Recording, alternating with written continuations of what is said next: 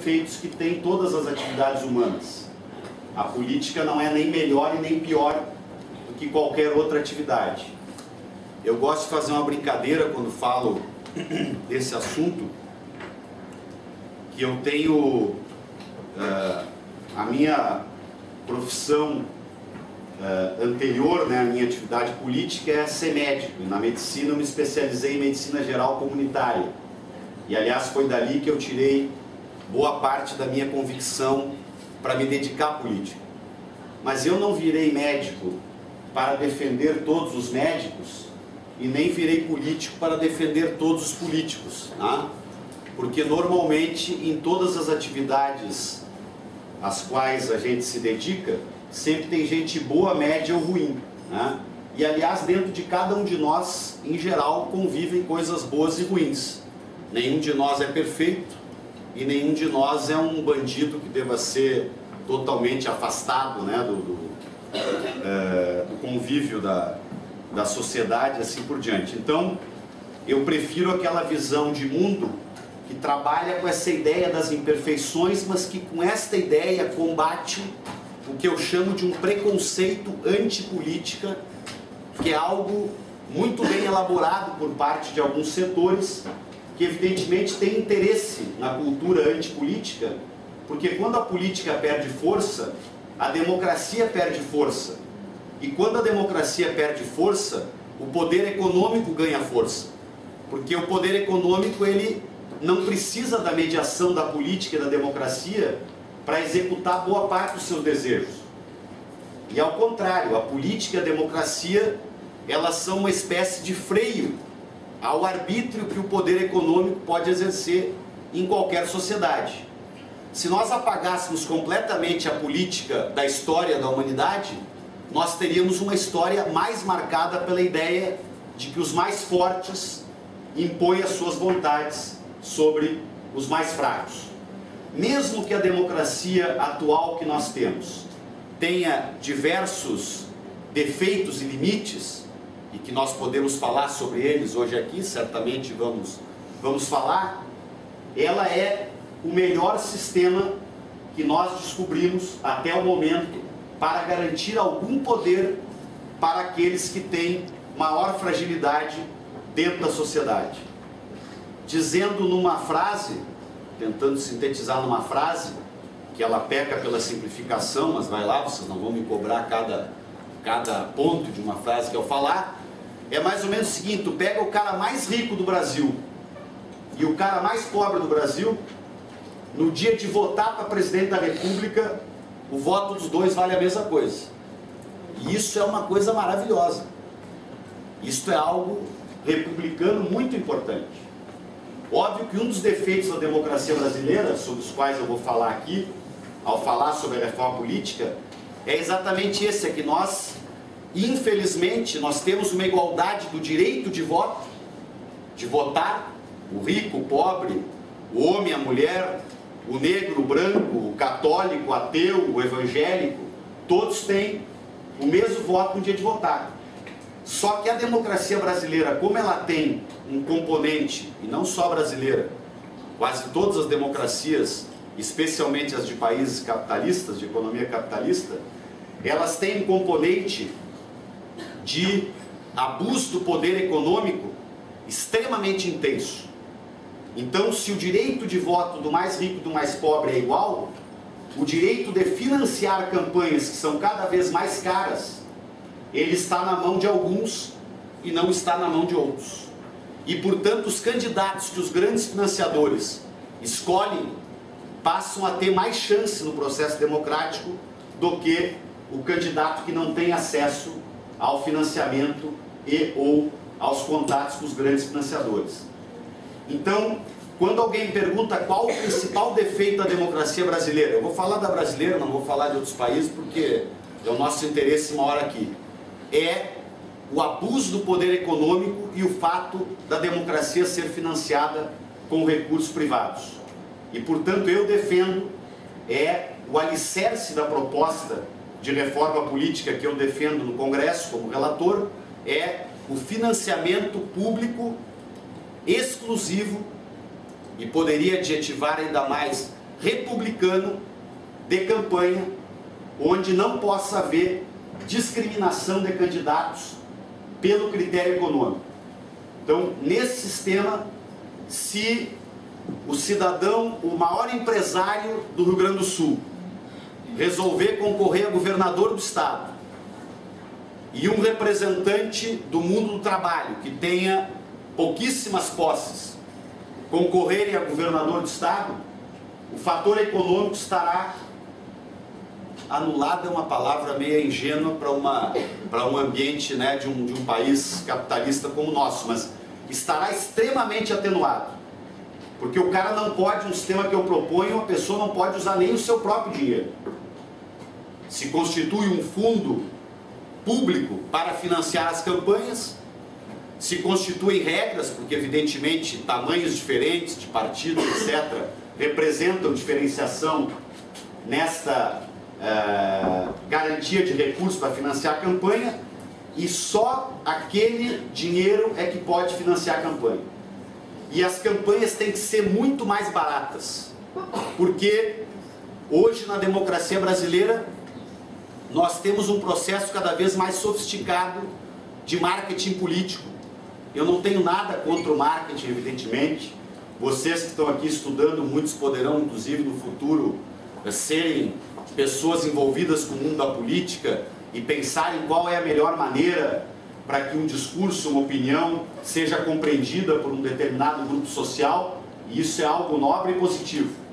Mas o uso de técnicas ultra sofisticadas, que transforma branco em preto, água em vinho ou qualquer coisa que o valha, dentro de um processo democrático, ele é negativo. Por quê? Porque as ideias... Boa Conceição. Porque as ideias, as posições políticas, a história de vida dos candidatos, os programas que eles apresentam para propor solução para determinados temas, esses é que tem que contar na decisão de voto do eleitor e do cidadão. E não o fato de que um de repente tem ideias muito melhores, sem julgar a ideia, evidentemente, porque a ideia pode ser muito melhor para um ou para outro, conforme o posicionamento ideológico, programático de um ou de outro. Nós vamos admitir, um candidato tem uma história de vida muito mais ilibada, se identifica com as minhas ideias, ele tem qualidade, capacidade de gestão, tem uma história de compromisso, a candidatura dele não caiu do céu, etc. Mas daqui a pouco tu pega e fabrica, por exemplo, um caçador de marajás, vou pegar exemplos mais antigos, para não incorrer na conjuntura mais atual e não ferir a sensibilidade ou a suscetibilidade de ninguém, mas tu transforma de repente um cara de quem nunca ninguém tinha ouvido falar, e esse cara passa a ser a solução do Brasil. E a gente sabe que aquilo ali, 90% foi marketing político, que fez pesquisas ultra sofisticadas, que custam muito dinheiro, e com essas pesquisas ultra sofisticadas, a gente prepara um candidato como se ele fosse um robô, para repetir exatamente aquilo que o senso comum construído no conjunto da sociedade quer ouvir para ganhar uma eleição. Então, baratear campanhas significa suprimir parte da força que tem esta capacidade de propaganda política, que é negativa do meu ponto de vista para a disputa eleitoral. O segundo grande problema da democracia brasileira é o personalismo. Vocês já devem ter ouvido muitas vezes a pessoa dizer: não, para mim o que importa é a pessoa, eu voto na pessoa. E ainda diz cheia de orgulho aquilo, né? Eu sei esse negócio, eu voto na pessoa. Essa coisa de partido é bobagem. Tem que saber escolher a pessoa. E o cara, mais ou menos como aquela história do Brecht, assim, do alto da sua condição de... E aí me perdoa a provocação, mas eu tenho que provocar aqui, porque isso aqui é um ambiente de reflexão e provocação. O cara, como diria o Brecht no poema do Analfabeto Político, diz aquilo cheio de razão. Importa é a pessoa. Negócio de partido é tudo bobagem. Eu quero saber se o fulano é um cara honesto, eu voto nele, está tudo bem. Isso é de uma ingenuidade atroz, gente. Porque nenhuma pessoa muda o Brasil. Tu pode pegar a pessoa mais especial do mundo que tu queira escolher para eleger para deputado federal. Quando ela chegar no plenário da Câmara Federal, ela vai frustrar as expectativas de quem votou nela pensando que escolhendo a pessoa estava bem. Nós temos que escolher programas. Nós temos que compreender que os grupamentos humanos são imperfeitos, mas que nós temos que agir sobre eles para melhorar os grupamentos humanos. Os partidos políticos padecem de defeitos enormes, inclusive o partido ao qual eu sou filiado, que não é eu sou do PT, e o PT é um partido com defeitos, com limites. Agora, quem quer atuar na democracia tem que atuar em cima de um projeto coletivo e tem que ter uma atuação para corrigir rumos e melhorar os rumos destas agremiações partidárias que representam, em última análise, o espaço por onde se constitui uma candidatura a presidente da República, ou a governador, ou a senador, ou a prefeito, e assim por diante. Eu, por exemplo, sou contrário, exatamente porque acho que o personalismo ele é muito ruim na política. Eu sou contrário a uma posição que muitos defendem na reforma política, que seria a ideia da chamada candidatura avulsa. Que eu costumo dizer que aqueles que querem ser candidatos avulsos, parece que eles não querem sujar as mãos no ambiente da política real. Porque a política real não é perfeita. Porque a sociedade real não é perfeita. A corrupção ela não nasce e nem morre na política. A corrupção ela nasce, vive e se cria na sociedade. E a política é uma parte da sociedade. Evidente que se espera que a política tenha a capacidade de gerar governos, de gerar movimentos virtuosos que levem a uma melhoria do tecido social e que, portanto, levem a uma melhoria de todas as questões, inclusive essa do combate à corrupção. Mas a corrupção, para falar então mais uma frase sobre ela, e ir adiante aqui na minha fala, que tem que ser um pouco mais rápida, para chegar onde eu quero, para poder ouvir vocês e abrir para perguntas também provocativas de vocês, já que eu estou provocando vocês, eu também aceito, por óbvio, todas as perguntas, e pode ter todo e qualquer, por óbvio, conteúdo, mas eu dizia, a corrupção, todo e qualquer ato de corrupção que vocês leem, assistem nos telejornais, ou ouvem numa rádio, ela normalmente tem um tripé. Ela tem alguma liderança política envolvida, que faz o canal, né, de abertura do contato que este capital tem interesse em ter com o Estado, enquanto gestor das coisas públicas.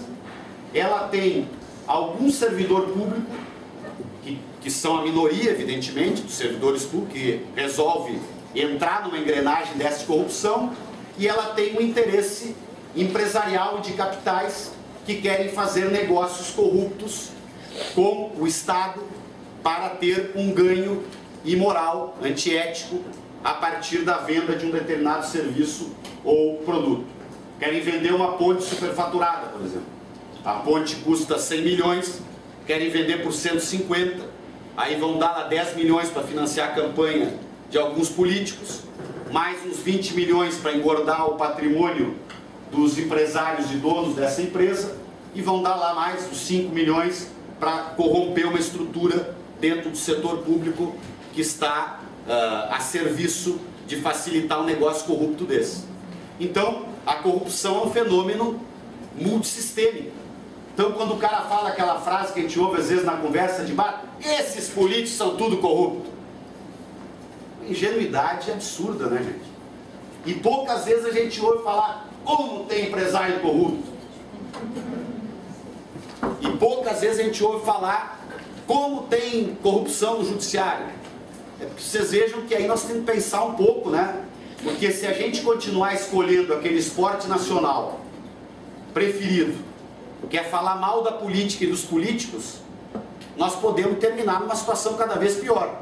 Porque quem está na política para levar vantagem, não sai nunca da política. Até porque ele está lá para levar vantagem.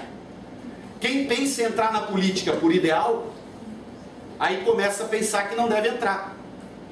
e a política fica cada vez pior e, portanto, fica cada vez mais fácil para aqueles que querem fazer a má política.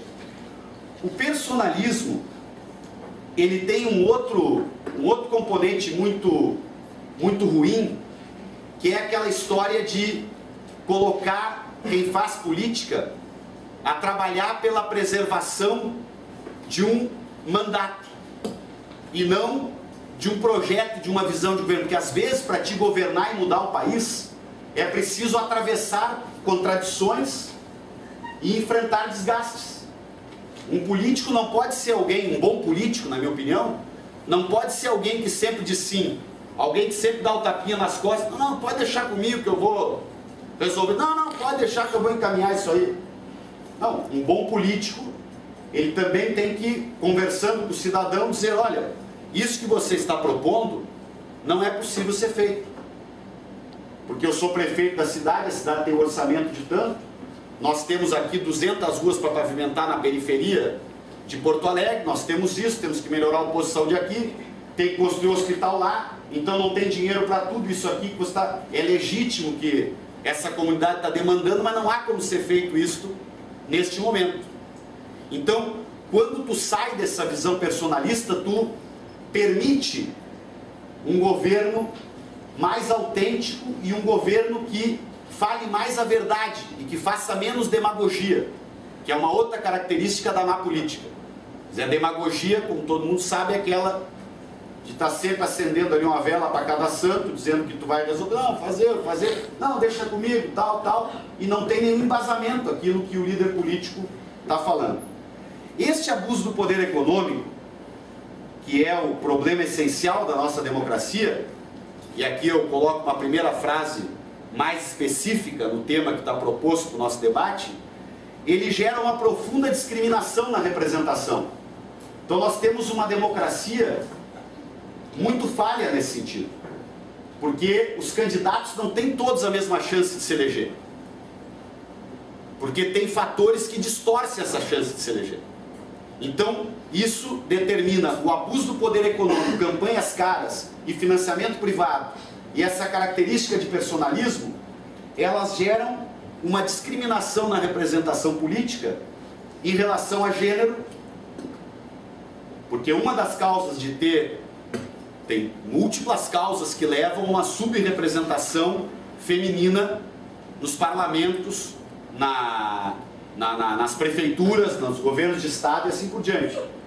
Mas uma delas, e na minha opinião das principais, e eu considero a principal, tem todo um componente histórico, de opressão, disputa, poder, mas tem a questão do poder econômico. Então, o tema do poder econômico e o tema do financiamento de campanha leva a esta discriminação de gênero. Leva a uma discriminação de raça, porque nós temos poucos negros no parlamento brasileiro comparativamente com a distribuição real da sociedade brasileira. Leva a uma discriminação econômica. E normalmente, aliás, essa discriminação andam com 2 ou 3 variáveis juntos. Porque tu encontrar pobres, negros e mulheres no parlamento brasileiro está totalmente descompassado daquilo que é o tecido social brasileiro real. Então, por isso é que eu digo que o sistema político brasileiro de hoje é um sistema falido. Ele deve ser preservado no sentido de que nós temos que trocá-lo por um melhor. Agora, ele é falido porque ele está gerando uma representação que tem essa característica discriminatória, portanto, ela vai levando uma parcela da sociedade a não se enxergar na representação. Porque nós temos 2 tipos de democracia, não é o assunto de hoje. E eu defendo as duas de forma complementar. A democracia representativa, que é essa que estamos falando aqui, do deputado, do senador, do prefeito, do governador, da presidenta, né? E como está sendo difícil de chamarem ela de presidenta, né? O português aceita as 2 linguagens, então dão toda uma explicação. Mas por que não aproveitar, já que pela primeira vez é uma mulher a presidenta, por que não aproveita e chama de presidenta, então, já que pode ser dos 2 jeitos, escolha a palavra no feminino, mas não. A mídia insiste em 99% do tempo dizer a presidente né? E nem essa abertura não deu para vocês verem como o negócio é forte, para dar a volta, né, em alguns preconceitos. Então, e tem a democracia participativa, direta, tá? Que, inclusive, a proposta que eu coloco, que eu abro parênteses, como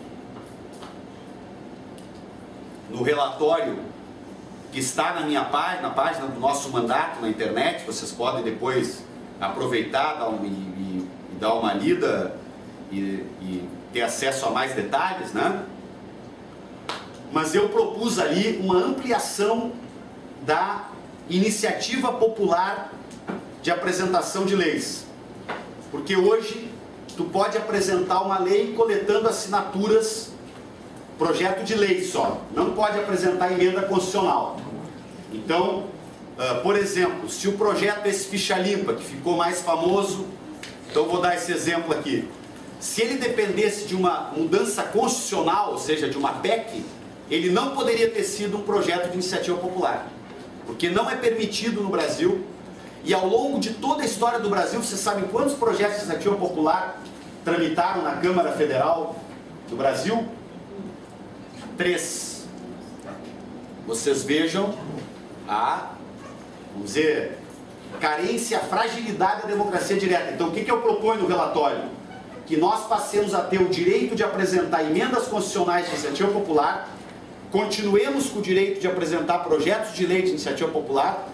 Eu diminuo o número de assinaturas para apresentar esses projetos, 500 mil no caso do projeto de lei e 1 milhão no caso de emenda constitucional, e abro a possibilidade que este apoio pode ser através de uma assinatura digital. Ou seja, se a pessoa recebe na rede social, olha, apoia o projeto tal, que vai mudar tal situação, e começa a rodar uma campanha nas redes sociais. Aí, a gente... Exatamente, aí a pessoa abriu, leu o projeto, ó, gostei disso aqui. Tá aqui, ó, Henrique Fontana, número do título tal, nome da mãe tal, que é para evitar, diminuir a possibilidade de fraude, né? E eu estou apoiando a tramitação desse projeto. Se passou de 500 mil para 1 milhão de assinaturas, o projeto de lei, ele entra em urgência, que é também para os projetos não ficarem, esse de iniciativa popular não ficar 10 anos na gaveta sem ser votados. Eu proponho um sistema de votação, e aí também outra coisa que vou gastar 1 minuto aqui para explicar para vocês, que as pessoas me atacam e conversam comigo na rua, pô Henrique, mas como é que tu não propôs tal coisa? Gente, eu não estou fazendo uma proposta que é a proposta de reforma política dos meus sonhos. Eu estou fazendo uma proposta como deputado federal que quer ganhar a votação. Então eu quero reformar o sistema político brasileiro. Eu reconheço que eu não estou num ambiente revolucionário para fazer o sistema político dos meus sonhos. Então eu tenho que aprovar, ou nós que queremos mudar a política brasileira, temos que aprovar isso com uma votação entre 513 deputados e deputadas que estão eleitos nesta condição atual. Então eu preciso mediar. E a política exige mediações.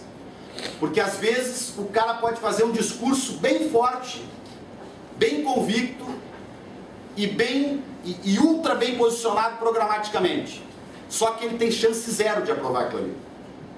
Então, no ambiente da reflexão acadêmica, do debate, isso tem um valor enorme e é importante. Mas para quem está lá no parlamento representando a sociedade, eu quero aprovar o projeto. Eu quero sair desse sistema para um sistema melhor. Então eu, por exemplo, não defendi aquilo que era e que é a minha posição programática de convicção, que é uma votação em lista fechada, lista pré-ordenada, e eu não apresentei no relatório, que a minha avaliação é que ela não tem nenhuma chance de ser aprovada. Aliás, tem 2 conceitos que eu preciso passar rapidamente. O voto para preencher as vagas do parlamento, ou ele é proporcional ou ele é distrital. E vocês ouvem muitas vezes uma defesa do voto distrital dizendo, não, vamos fazer um voto distrital que aí o eleito fica mais perto do eleitor, o eleitor consegue fiscalizar melhor. Eu sou contra o voto distrital, porque o voto distrital, na minha opinião, ele é concentrador de poder. Os países que adotaram o voto distrital, os principais exemplos são Estados Unidos e Inglaterra, terminaram com 2 partidos, então tu rompe com a pluralidade partidária, é um voto dificílimo para eleição de minorias, porque quando tu disputa num distrito, uma vaga no parlamento, é uma eleição majoritária. É como se fosse para governador. Alguém pode ter 20% de votos naquele distrito, mas o outro tem 30%, e o outro tem 35%, de 35% ganha, e os outros 65% dos eleitores daquele distrito não estarão representados no parlamento. Ao contrário, vamos supor que, não é o caso de hoje, que isso já é uma bandeira bastante intensa, forte, que tem muita popularidade. A preocupação com a sustentabilidade, né? Aí um candidato quer se eleger com uma plataforma de compromissos onde isso seja central.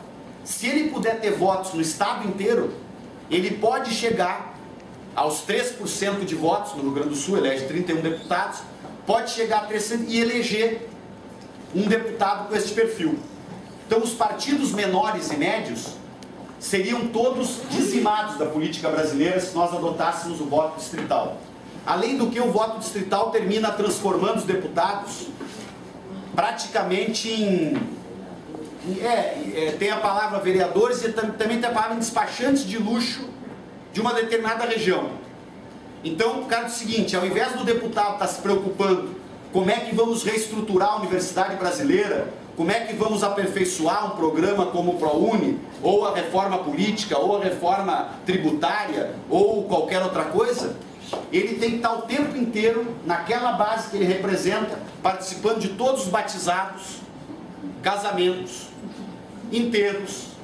E não estou brincando, não, mas eu estou dizendo que a política vira um pouco isto, né? Quer dizer, vira esta presença física e não o envolvimento com o debate, com a votação dos grandes temas que importam o país. Qual o projeto que eu apresentei como sistema de voto? Primeiro, eu havia apresentado um projeto, e eu mudei porque senti que ia perder também esse, para dar transparência para o voto do eleitor brasileiro de hoje. Que hoje, quando alguém vota no Henrique Fontana para deputado federal, ele está votando ao mesmo tempo no PT e no Henrique Fontana. O voto vem junto. E muita gente não se dá conta disso. Então eu tinha pensado em separar o voto. E quando o eleitor chegasse na urna para votar para deputado federal, iria perguntar: qual o partido da sua preferência para a Câmara Federal? Aí podia votar PT, PSOL, PMDB, PSDB, PP e assim por diante. E a seguir perguntaria: qual o deputado ou a deputada da sua preferência? E ele votaria para deputado. Da soma desses dois votos sairia a distribuição do parlamento. Mas aí a pressão foi muito grande, dizendo que isso ia complicar o voto. Outros diziam que, como alguns partidos têm mais popularidade partidária que outros, isso desequilibraria a democracia. Então eu tive que migrar para continuar com o mesmo tipo de voto que nós temos hoje.